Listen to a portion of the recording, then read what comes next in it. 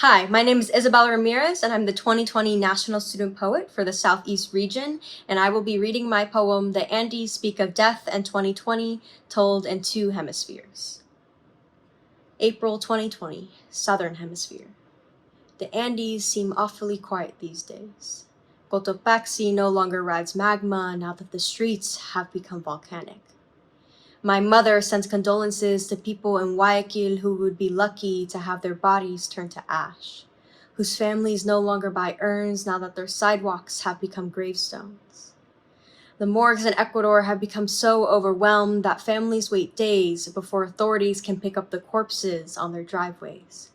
They leave their loved ones slung like coats over wheelchairs to die at hospital doors, pack them into cardboard coffins to bury in their backyards, and wrap their bodies in plastic tarp for their skin to bubble and swell under the heat like pan de dulce. 2014, Southern Hemisphere. You could still hear an Andean whisper from my grandfather's beach home in Salinas.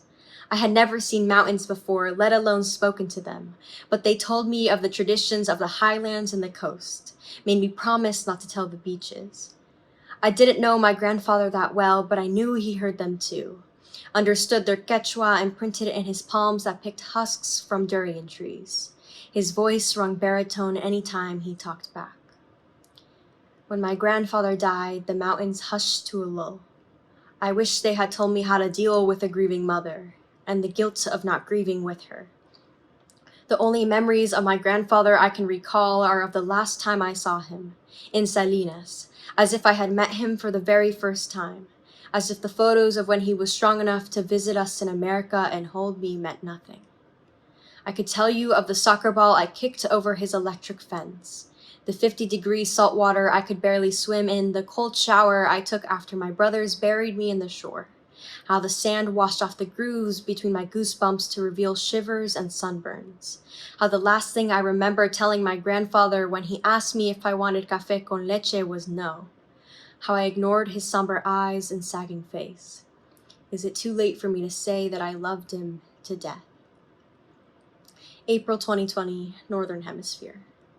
I'm only reminded of the mountains vaguely and in passing, in newspaper headlines of Ecuador as the South's epicenter and from pictures of unclaimed bodies stacked in mass graves and mounds.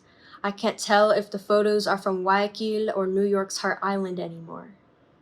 Peaks and troughs don't mean what they used to, not since I've stared at death charts so long that I forget that they're people. Hundreds of thousands of people whose names mean nothing behind numbers, whose family's grief was reduced to a statistic. I wonder how many people died alone, with no one to remember their name. I no longer wonder why mountains tend to form in ranges and not isolated summits. Present day, Northern Hemisphere. Today, as I wear my mask, I am reminded of Quito, of being 9,000 feet above sea level on Andean foothills where the air was so thin and the sun so close I could barely catch my breath, of the vertigo from climbing hills so high I got nosebleeds.